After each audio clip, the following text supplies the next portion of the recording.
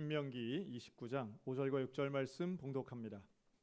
주께서 40년 동안 너희를 광야에서 인도하셨거니와 너희 몸의 옷이 낡아지지 아니하였고 너희 발의 신이 헤어지지 아니하였으며 너희에게 떡도 먹지 못하며 포도주나 독주를 마시지 못하게 하셨음은 주는 너희의 하나님 여호와이신 줄을 알게 하려 하심이니라.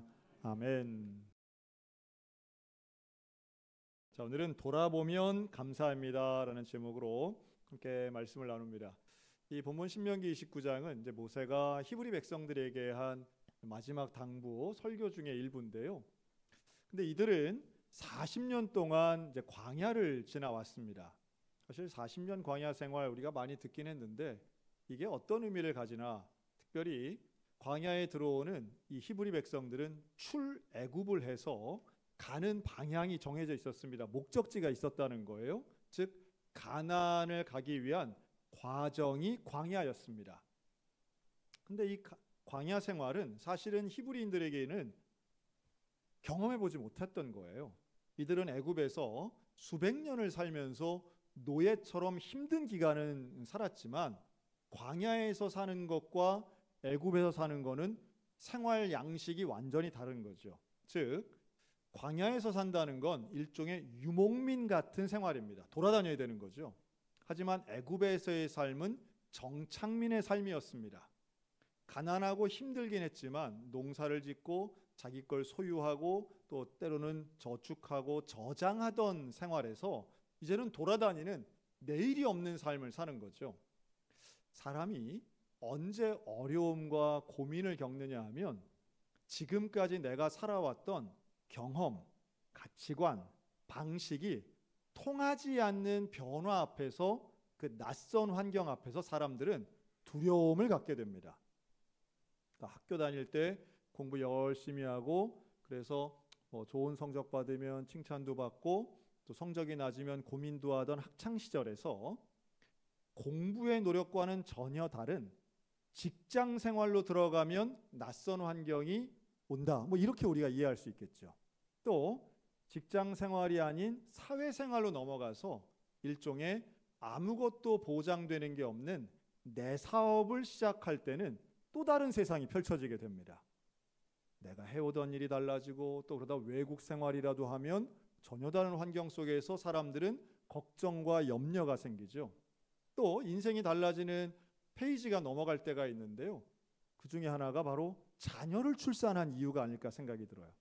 자녀가 없을 때의 삶과 자녀가 생겨서 누군가의 생명과 인생을 내가 책임지고 보호자가 된다는 건 확실히 인생이 달라지는 변화의 경험이기 때문에 그렇습니다.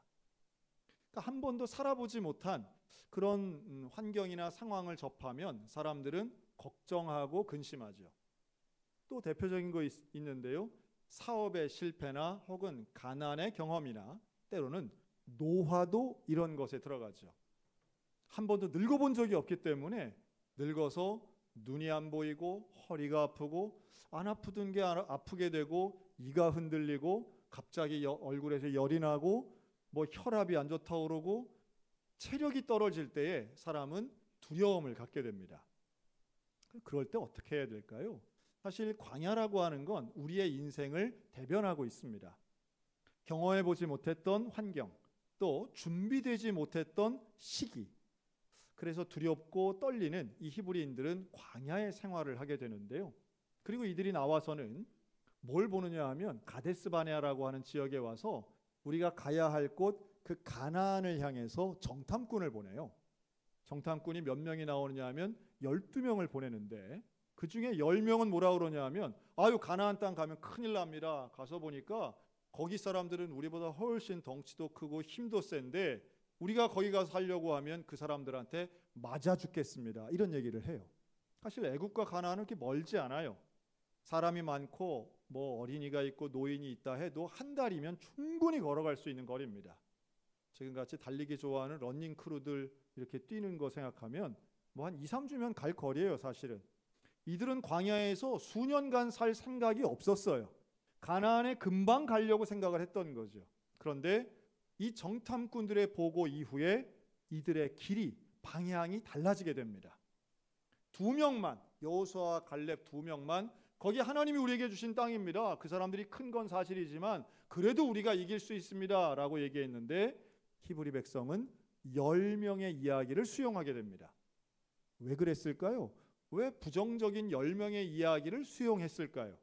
이것은 지금의 오늘 우리와도 비슷하고요. 애굽의 사고방식이었는데 즉 다수결을 따랐던 거예요. 여러 사람이 말한 게 옳아. 10사람이 말한 게 2사람 말한 거보다 올바를 거야. 저게 정확할 거야. 그래서 그걸 수용해요. 제가 좀 자주 말씀드리는 것 같은데요. 민주주의는 참 좋은 제도이긴 한데 한계가 있죠. 그게 바로 다수결입니다. 다수의 의견은 문제를 줄이는 데는 효과가 있을지 몰라도 다수의 의견이라고 해서 꼭 올바르거나 선하거나 진리가 아니라는 것은 분별할 수 있어야 됩니다. 소수가 옳을 때도 있고요. 다수가 옳을 때도 있습니다. 또 둘 다 틀릴 때도 있습니다. 인간은 이기적이기 때문에. 광야가 우리에게 보여주는 것은 다수의 의견을 따라가는 애굽식 사고방식 내려놓으라는 거예요.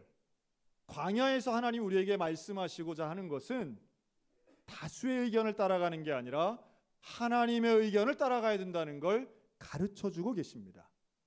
여러분, 오늘 저와 여러분들의 인생 가운데 어떤 것도 보장되는 게 없고 안전해 보이지 않는 인생의 걸음길에서 남들 하는 대로 하는 건 참고만 하시고 하나님의 음성으로 인생의 방향을 분별할 수 있는 저와 여러분들 되시기를 주의 이름으로 축원합니다. 이걸 분별하지 못했기 때문에 모세의 말이나 여호수아의 말 소수였지만 하나님의 음성을 듣지 않았던 이스라엘 백성들은 그때부터 방향을 잃고 광야에서 방황합니다. 그게 바로 한 달이면 갈 수 있었던 것을 40년 동안 방황한 이유였어요. 여러분, 40년 이게 말이 그렇죠? 40년은 긴 세월이죠. 제가 조금 젊을 때는 이 본문이나 40년 설교할 때에 그게 이렇게 와닿지 않았거든요. 막연하게 길다. 한 40이 넘고부터는 내 인생의 어떤 기준점부터 지금까지였으니까 더 길다 좀 와닿더라고요. 지금으로부터 정확히 40년 전 1985년 7월 28일 여러분 그날 어디서 뭐 하셨습니까? 기억나시죠? 불과 40년 전인데요. 저는 그날이 명확하게 기억납니다. 저는 그날 여름 수련회에 참석했습니다. 중학생이었던 저는 그때 제 출석하던 교회에서 여름 수련회를 갔고요. 어디로 갔느냐 하면 충청남도 금산군 구암교회로 갔습니다. 그날이 왜 그렇게 기억이 나느냐 하면 제 인생의 신앙은 바로 그날 이전과 그날 이후로 나뉘기 때문입니다. 그때 저는 120명의 중학생들과 함께 당시 우리 교회에 출석하던 중학생들입니다. 중등부 수련회에 참석을 했고요. 그 낯선 시골 작은 교회에 가서 불편한 재래식 화장실, 에어컨 없고 선풍기 앞에 한 대, 뒤에 한 대, 단 2대만 있었던 열악한 상황이었지만 그리고 앞에서 피아노도 없이 기타 하나로 당시 서울신학대학 신학과 3학년에 재학 중이던 전기철, 김성원 신학생의 찬양 인도를 들으면서 성령을 경험하게 됩니다. 그때 제가 경험했던 그 성령의 역사는 제 인생과 인격과 인생의 방향을 결정해 주었습니다. 위로부터 쏟아져 내려오는 그 신앙의 선배들이 이야기하는 정말 머리끝부터 발끝까지 마치 전기가 오는 것 같고 무슨 신비스러운 체험들을 다 통칭한 것 같은 그런 경험을 저는 그날 저녁 경험했습니다. 맨 앞줄에서 기도하던 저를 보면서 선생님과 학생들까지도 울며 통곡하고 회개하고 자백했습니다. 목사님 설교하기도 전이었어요. 그 기도가 너무도 길어서 찬양은 30분, 기도는 1시간 반, 2시간째 대굴대굴 구르면서 회개하고 하나님 앞에 인생을 바치겠노라 기도하는 저를 그때 목사님이 내려오셔가지고 저를 진정시키면서 야, 이제 그만해. 나 설교해야 돼. 그 기억이 지금도 생생합니다. 저는 40년 전 그 기억을 떠올리면서 그게 정말 내 기억이 사실이 맞나? 라는 생각이 들었어요. 왜냐하면 기억 속 사실과 진짜는 다를 수 있기 때문이죠. 그래서 이걸 어떻게 확인해 볼까 싶어서 제 서재에 있는 그 40년 전 주보를 확인했습니다. 저는 그때 당시 인쇄소에서 매주마다 인쇄해 오던, 하여튼 제가 다녔던 교회는 그때도 뭐 가리방 이런 거 안 했습니다. 인쇄소에 맡겨서 매주마다 중등부 주보가 따로 나왔는데요. 그 주보를 보니까 제가 깜짝 놀랐어요. 거기 보면 날짜가 정확하고요. 또 참석했던 인원이 그대로 보고되어 있는데 재미있는 건 그 다음 주 8월 첫째 주일날 제가 그 주보에다가 칼럼을 썼더라고요.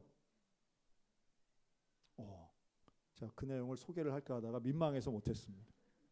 중학생인 제가 거기다 칼럼을 썼는데 뭐라고 썼느냐 하면 그날 있었던 일들을 하나하나 기록을 한 거예요. 수련회 때 받은 은혜를. 기특하게 잘 썼더라고요.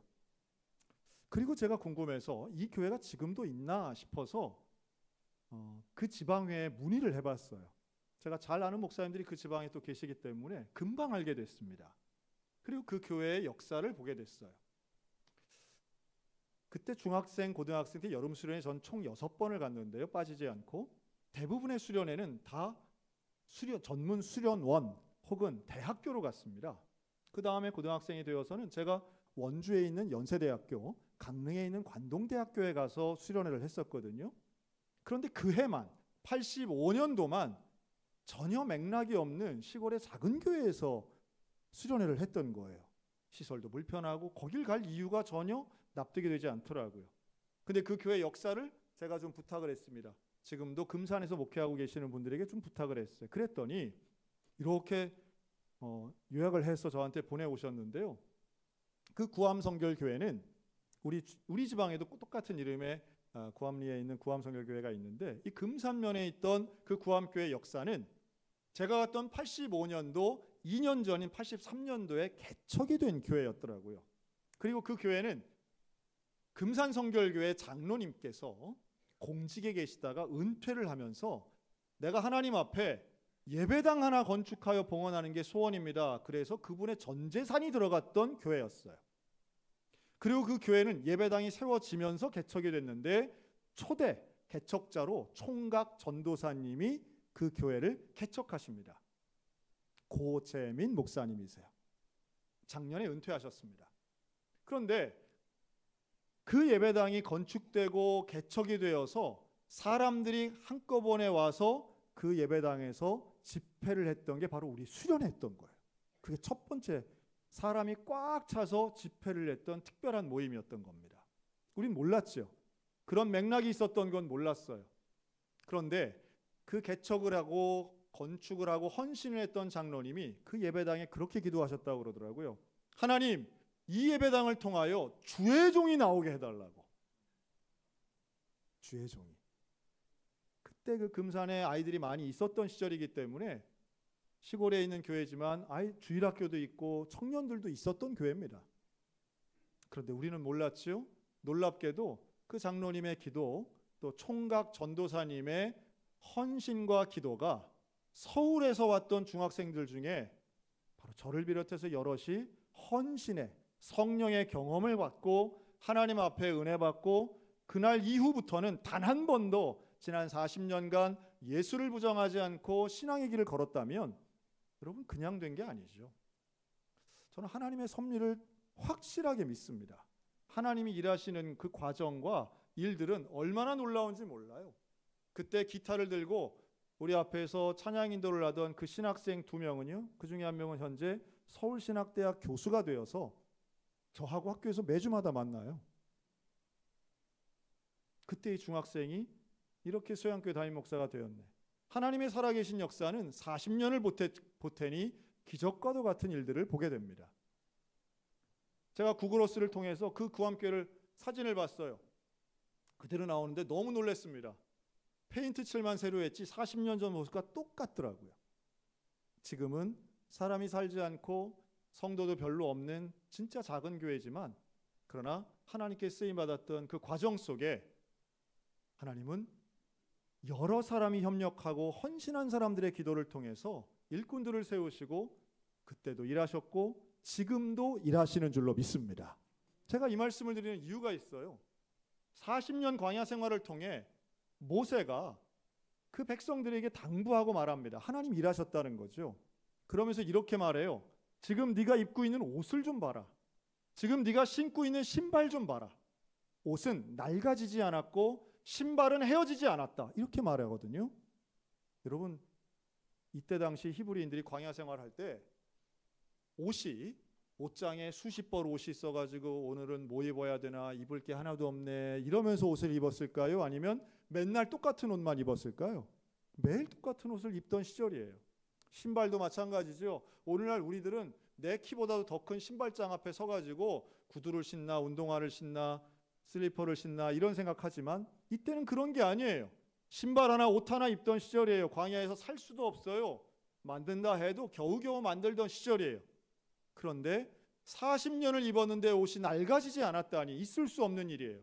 비과학적이에요. 비상식적이죠. 그런데 모세가 왜 이런 말을 할까요? 그리고 그 옷과 신발은 어떤 의미가 있을까요? 이 옷은 내 옷이에요. 내가 수십 년간 입었어요. 그런데 옷이 낡아지지 않은 거예요. 이 신발 내가 신고 있어요. 이 말은 내가 경험하고 있고 부정할 수 없는 나의 인생을 의미하는 겁니다. 그 인생이 그것도 나에겐 아주 익숙한 것인데 수십 년 동안 입고 신고 함께 했는데 미처 깨닫지 못한 것을 모세가 알려주는 거예요. 가까이에 있는데 항상 같이 소유하고 함께 입고 있었는데 이게 바로 하나님이 너를 돌보셨다라고 하는 증거야 라고 말씀합니다. 광야에서 하나님이 돌보시는 증거 전 두 가지로 봅니다. 하나는 생존이에요. 죽지 않고 살아있는 거죠. 두 번째는 생활이에요. 살아가는 거죠. 살아있는 것과 살아가는 것, 이 두 가지가 하나님이 광야에서 주신 너무도 놀라운 기적의 증거입니다. 그리고 그게 바로 생활의 증거가 네가 지금 입고 있는 옷, 신고 있는 신발이란 뜻이죠. 여러분, 우리의 인생에 이런 게 많지 않을까요? 수십 년을 내가 함께하고 있는 것, 익숙한데 너무 익숙해서 그 소중함을 몰랐던 것, 하나님의 돌보심의 증거인 것. 여러분, 아마도 수십 년 함께 사는 가족이 있다고 하면 기적 중의 기적입니다. 배우자와 함께 살고 계십니까? 40년, 50년을 함께 살았다면 이건 세상에서 어떤 것과 비교할 수 없는 가장 귀한 기적과 선물과 은혜라고 하는 거예요. 수십 년 동안 같은 교회를 다니고 계십니까? 그건 지겨운 일이 아니라 하나님이 우리에게 주신 너무도 놀라운 은혜와 기적입니다. 내가 지금까지 살아있습니까? 생존하고 있다면 이건 기적 중의 기적입니다.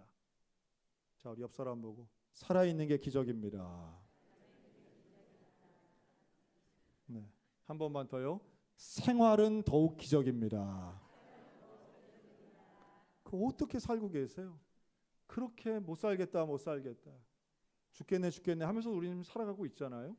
그런데 그것이 돈이 없어질까 봐, 건강이 사라질까 봐 염려가 되고 내 통제가 안 되는 자식의 문제, 한 치 앞도 내다볼 수 없는 인생의 문제 앞에 서 있지만 우리는 살아가고 있잖아요. 살아보니까 사라진다 이렇게도 얘기하지만 우리는 그런 인생관을 갖고 있는 사람들은 아닙니다. 억지로 사는 게 아니죠. 우리는 내가 입고 있는 옷까지도, 내가 신고 있는 신발까지도 돌보시는 하나님의 사랑을 날마다 경험하며 살아가는 하나님의 귀한 자녀들인 것을 믿으시기 바랍니다. 그 증거인 거예요. 모세가 지금 이 얘기를 하는데 이걸 듣고 있는 사람들은 평균 60세 미만의 사람들이에요. 왜 그럴까요? 출애굽을 했던 1세대들은 다 죽었기 때문입니다. 1세대라고 하는 건 출애굽할 때 성인이었던 사람들입니다. 이 사람들이 다 죽어요. 왜 죽을까요?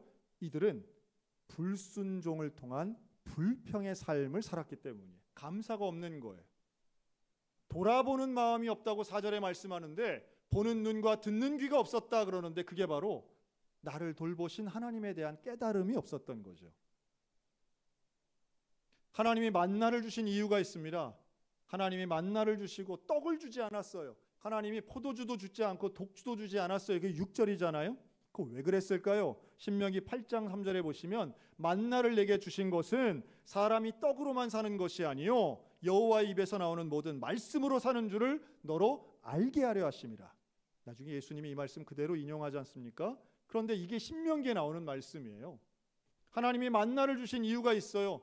더 맛있는 떡이나 산의 진미를 안 주시고 만나만 주신 이유는 사람이 떡으로 사는 게 아니야. 오늘날 그대로 치환하면 사람이 돈으로 사는 게 아니야 라고 들립니다. 그런데 애굽에서 출애굽했던 출애굽 1세대들은 이 말에 순종하지 못했어요. 이들은 항상 불평합니다. 어떻게 불평하는가? 배고프다고 불평해요. 먹을 거 달라고 불평합니다. 하나님이 만나를 주시면 왜 만나만 있냐고 불평합니다. 고기를 달라고 불평해요. 하나님 메추라기 떼를 불러서 고기를 먹여주시니 왜 고기만 주냐고, 내가 애굽에서 먹던 부추나 이런 다른 채소도 먹고 싶다고 불평했던 사람들, 그들이 바로 1세대 출애굽했던 세대입니다. 여러분, 감사가 없으면 아무리 환경이 바뀌고 또 소원이 이루어진다 할지라도 하나님이 원하시는 거룩한 삶을 살 수 없습니다. 오히려 하나님께서는 지금 백성들에게 모세를 통해서 가르치고 계시는데 너희에게 깨닫는 마음이 있어야 돼 라고 가르치고 계세요. 그 깨닫는 마음은 이미 우리가 누리고 있는 기적에 대한 이야기고 하나님 앞에 감사할 수 있는 감사의 고백에 대한 이야기예요. 여러분, 우리의 인생을 한번 잘 돌아보셨으면 좋겠습니다. 40년을 살았던 80년을 살았던 나의 인생을 돌아보면 남과 비교하면 부족한 것 있을지 모르겠지만 전체 인생을 통으로 본다면 하나님께 감사의 제목이 훨씬 많은 것을 깨닫게 되는 은혜가 있기를 주의 이름으로 축원합니다. 그 말씀하는 거예요. 광야 생활이 편한 건 아니죠. 그러나 신발 좀 봐. 해지지 않았잖아. 하나님이 너를 이렇게까지 도우셨어. 하나님이 너와 함께 하셨어. 부족한 것도 물론 있지만 부족한 걸로 불평할 수 없을 만큼 주신 것은 더 많아. 이걸 깨닫는 사람이 가나안에 갈 수 있는 거야. 그리고 가나안에 가서 더 많은 것 이것저것 보겠지만 결국은 하나님 앞에 순종하는 삶이 가장 온전하고 구원받는 인생이야. 여러분, 오늘은 2025년 상반기의 마지막 주일입니다. 다음 주는 우리 교단이 지키는 맥주 감사 주일인데요. 후반기의 첫 번째 주일입니다. 그렇다면 우리는 어떤 삶을 살아야 될까요? 지난 6개월을 돌아봐야 되죠. 여러분, 지난 6개월 어떻게 사셨습니까? 아이고 힘들었어요. 뭐 문제 많았어요. 이럴지 모르지요. 그러나 우리는 6개월 동안 생존했습니다. 그렇죠? 기적을 경험했어요. 그 또 하나 생활도 했습니다. 대통령 바뀌는 혼란함이 있었긴 했지만 그러나 우리는 너무도 안전한 곳에 살고 있어요. 지금도 어느 나라에서는 이렇게 앉아 있다가 사이렌이 울리면 미사일이 날아와서 언제 죽을지 모르는 분들 수백만 명 있습니다. 안전에 대해, 생존에 대해 위협을 느끼고 있는 분들이 얼마나 많은지 몰라요. 또 우리 생활했죠. 아무리 힘들다 어렵다 이야기했지만 우리는 굶지 않고 살아왔습니다. 그걸 위해서 노력하고 땀 흘린 것도 사실이지만 다른 사람의 도움도 받았고 무엇보다 하나님의 도움 받은 건 부정할 수 없습니다. 우리의 인생 앞으로도 광야 같은 인생들이 계속 펼쳐질 거예요. 하지만 그 광야 속에서도 나를 인도하시는 하나님의 사랑과 도우심은 여전히 존재한다는 약속이에요. 저는 지난 6개월 중에 제일 행복하고 즐거웠던 기억 중에 하나 꼽으라고 한다면 1월 달에 있었던 3개 지방 청소년 청년 연합수련회였습니다. 작년 1년 동안 준비해서 500명 목표로 해서 수련을 했는데 750명이 등록하고 900명이 참석했던 그 수련회. 아이들이 은혜 받고요. 한 달 전에 춘천에서 다시 청소년들이 모여서 집회를 했습니다. 학교 기도불씨 운동이라는 이름으로 비슷한 집회를 했는데요. 그로부터 한 달이 지났어요. 지금 우리 소양교회 중학생, 고등학생들 학교에서 기도 모임 하고 있습니다. 너무 놀랍지 않습니까? 지금은 선생님도 학교에서 학생들을 전도할 수 없어요. 종교 편향으로 몰립니다. 그런데 어렵기만 한 건 아니더라고요. 옛날과는 달리 학생들이 원하면 어떤 모임이든 할 수 있습니다. 학생들이 자발적으로 하는 거는 뭐든 다 할 수 있더라고요. 자발성만 키워준다면 훨씬 더 효과적이고 영적인 일들이 가능하겠다는 생각이 들어요. 여러분들이 보실 때 어떨지 몰라도 제가 청소년 때 참 모범 청소년이었거든요. 재미없는 모범 청소년. 저는 신학교 가서 더 재밌더라고요. 근데 그때 중학생, 고등학생 시절에 저는 학교에 가면 전도하고 성경 공부반 만들고 기도 모임을 많이 만들었습니다.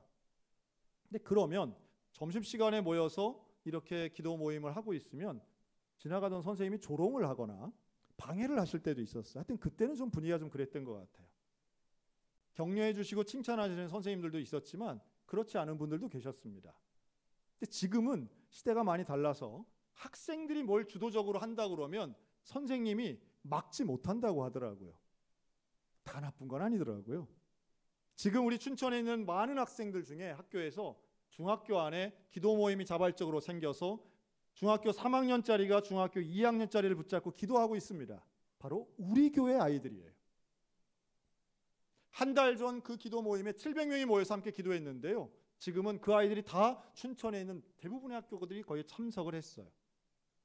기적이 일어나고 있는 것, 과거가 아닌 현재 진행형이고, 저는 인생에서 단 한 번, 2시간 정도로 인생이 완전히 바뀔 수 있는 거의 유일한 인생의 기회, 10대들에게 주시는 하나님의 역사가 지금도 이루어지고 있다고 믿고 있습니다.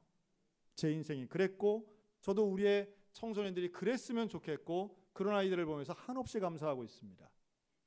마찬가지죠. 사람이 할 수 없는 일을 하나님이 하실 수 있는데 그 하실 수 있는 건 광야 같은 과정 속에서도 얼마든지 하나님은 그 가운데 애굽의 방식이 아닌 인간의 방식이 아닌 하나님의 사고와 하나님의 방식으로 우리의 인생을 이끌어 가실 것입니다. 그러기 위해서 우리는 하나님 앞에 순종하고 믿음을 가지고 가야 되겠죠. 그리고 깨닫는 마음을 가지고 하나님께 감사하셨으면 좋겠습니다. 하나님의 감사, 하나님을 통한 감사는 결국 왜 내게 생명을 주시고 왜 나를 생활하게 하셨는가 다름 아닌 하나님이 나를 사랑하시기 때문이라고 하는 본질적인 해답을 얻게 됩니다. 하나님이 나를 사랑하시면 내 인생은 당연히 값진 것이고 하나님이 사랑하시고 하나님이 나를 책임져 주신다면 내 인생은 망하지 않을 거라고 하는 확신을 갖게 되는 거죠. 인생의 광야 같은 길을 걸어갈 때 외롭지 않은 이유 여호와 하나님께 있는 것이고 실족하지 않을 이유 내 옷, 내 신발도 돌보시는 하나님이 옷이나 신발보다 훨씬 소중한 하나님의 자녀인 저와 여러분을 분명히 책임져 주실 줄로 믿습니다. 굶지 않고 죽지 않고 하나님께서 우리를 더 수준 있는 더 귀하고 존귀한 삶으로 감사가 넘치는 영광된 삶으로 이끌어 주실 것을 믿으며 오늘도 감사의 길, 믿음의 길 걸어가는 저와 여러분 다 되시기를 주님의 이름으로 축원합니다. 아멘. 기도하겠습니다.